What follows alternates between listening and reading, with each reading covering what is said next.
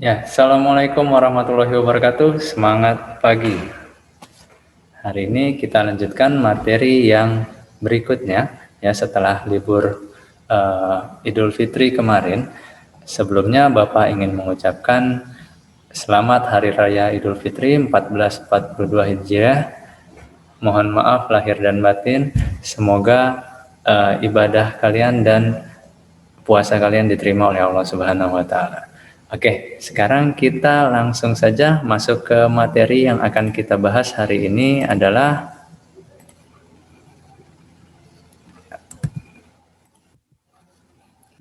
ini dia.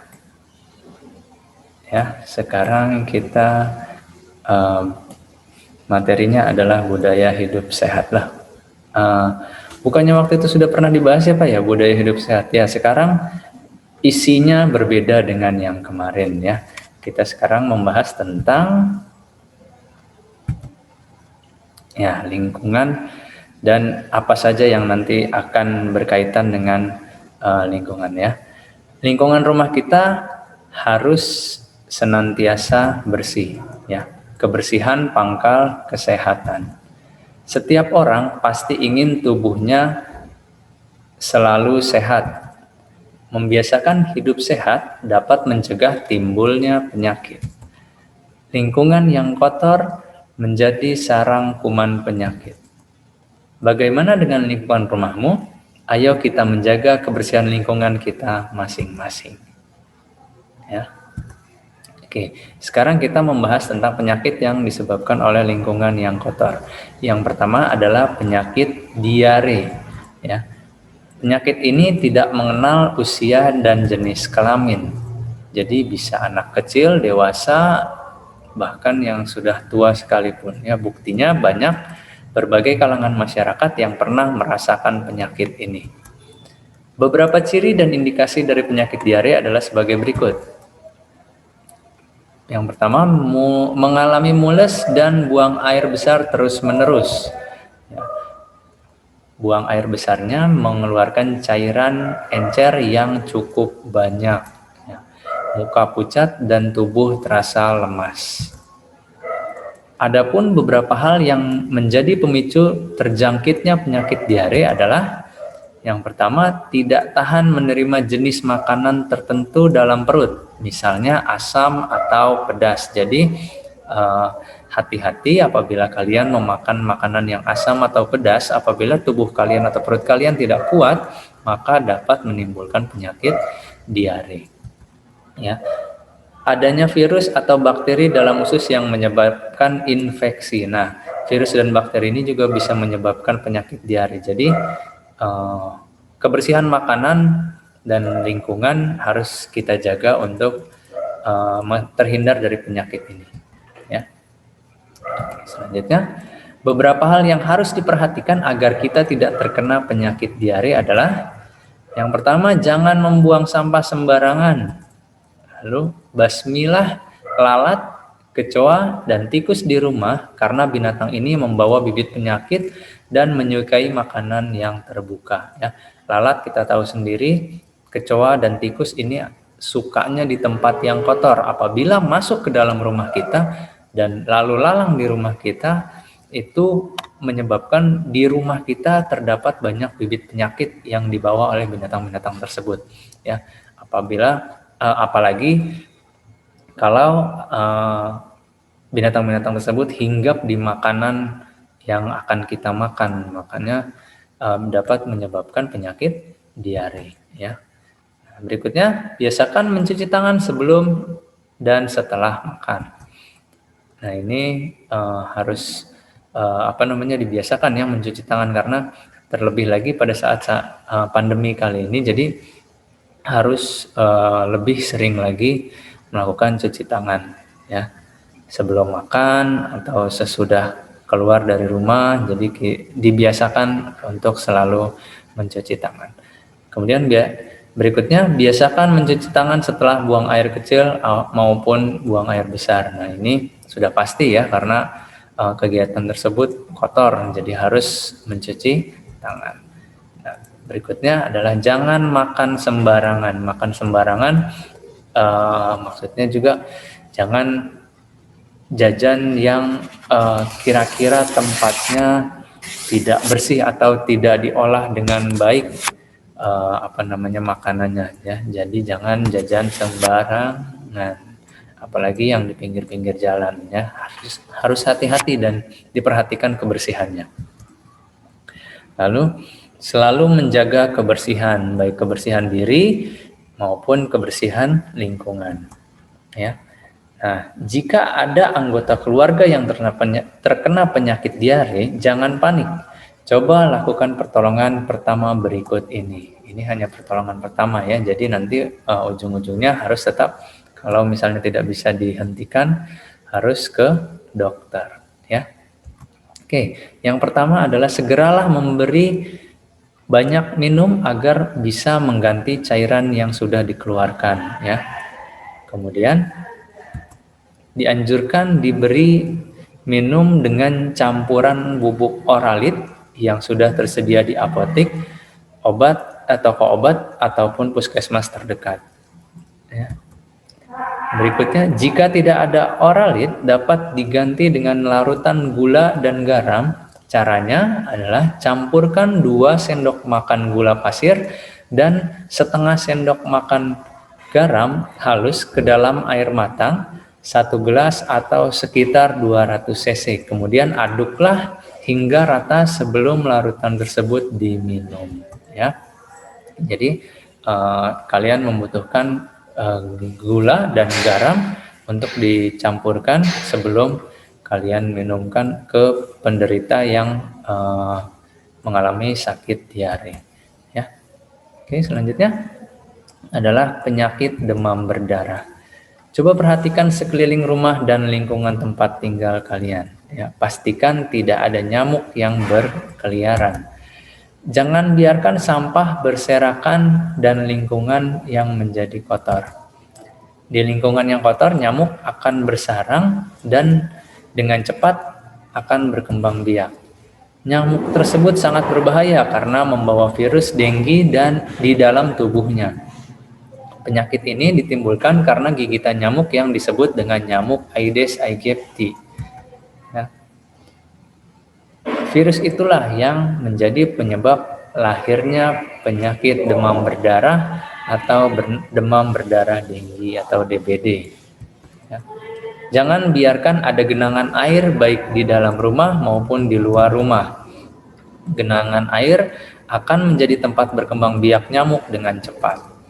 Sebaiknya kaleng-kaleng bekas atau wadah plastik yang sudah tidak terpakai dimasukkan ke dalam lubang dan ditutup dengan tanah ya. Kaleng-kaleng bekas, wadah plastik atau apapun yang dapat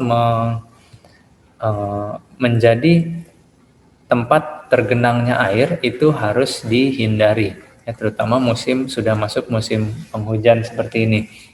Jadi harus dihindari tempat-tempat yang dapat menampung air. Dan tempat penampungan air di rumah kita juga harus dikontrol kebersihannya ya, dikuras secara rutin sehingga tidak menjadi tempat berkembang biaknya nyamuk.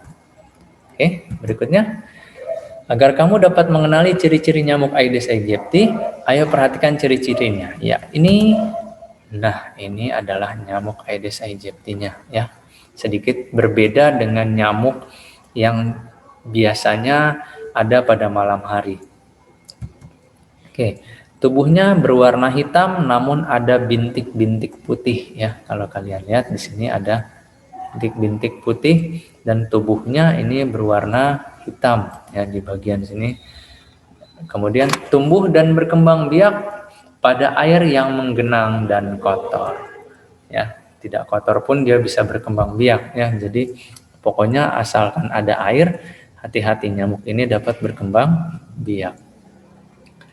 Maka disarankan menutup tempat penampungan air pada saat musim penghujan seperti ini ya. Biasanya menggigit manusia pada waktu siang hari. Nah, pada waktu siang hari kalian kan pasti beraktivitas ya, tidak hanya di dalam rumah. Kalau di dalam rumah kalian bisa melakukan mungkin penyemprotan ya, supaya nyamuk-nyamuk hilang atau mati dan tidak menggigit kalian. Tapi kalau kalian beraktivitas di luar rumah, saran Bapak mungkin untuk menghindari gigitan penyakit, kalian bisa menggunakan lotion anti nyamuk sehingga kalian aman dari gigitan nyamuk. Oke. Berikutnya, orang yang terkena penyakit demam berdarah dapat dikenali pula dengan ciri-ciri sebagai berikut. Yang pertama, tubuhnya panas, tinggi sampai berhari-hari, ya. Kemudian badan terasa lesu, tidak bertenaga, nafsu makan hilang, dan terasa sakit di organ hati, ya, di dekat sekitar perut sini, organ hatinya. Ya. Dapat terjadi muntah darah dan juga mimisan. Ya, kadang ada beberapa yang sampai muntah darah atau mimisan.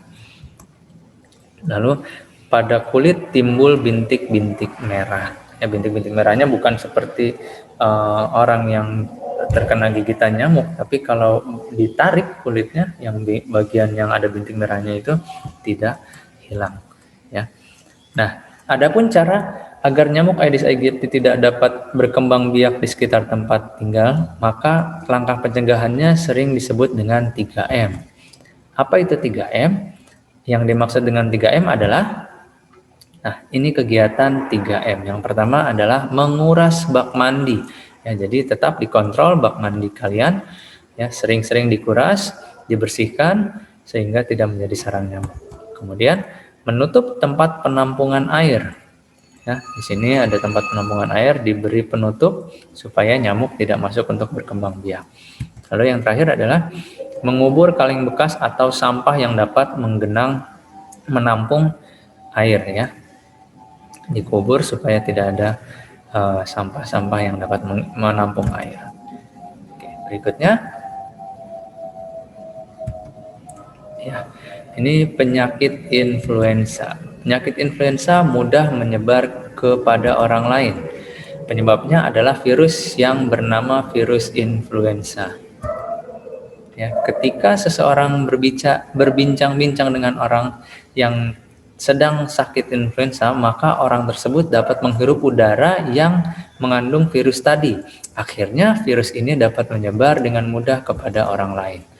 Agar virus tidak menyebar, maka penderita influenza hendaknya menutup hidung dan mulut apabila berhadapan dengan orang lain. Nah, sekarang kita rutin menggunakan masker, ya, apabila kalian terkena penyakit flu.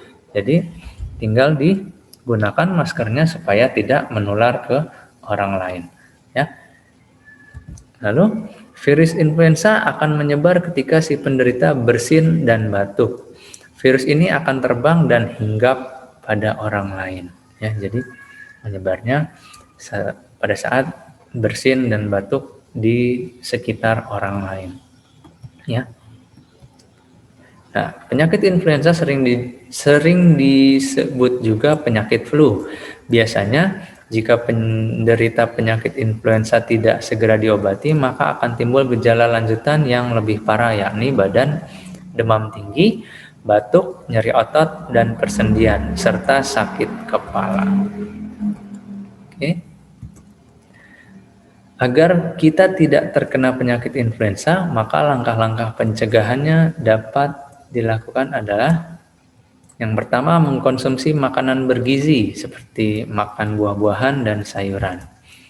Kemudian olahraga secara teratur supaya daya tahan tubuh kita atau imun kita kuat, ya. Lalu tidur dan istirahat secukupnya dan tidak bergadang, ya. Lalu tidur terpisah dengan penderita influenza dan mungkin tidak menggunakan wadah air minum yang sama dengan penderita influenza, ya. Lalu terakhir adalah memeriksakan kepada dokter agar segera ditangani, ya. Nah, ini kalau flu, saat bersin atau flu ditutup hidungnya bisa menggunakan sapu tangan atau lebih amannya adalah menggunakan masker. Oke. Selanjutnya, ya. Terima kasih atas perhatiannya. Kurang lebihnya mohon maaf. Semoga dapat dipahami. Silahkan dicatat yang menurut kalian penting dan jangan lupa dikumpulkan ke Bapak. Oke, sekali lagi terima kasih. Wassalamualaikum warahmatullahi wabarakatuh. Semangat pagi.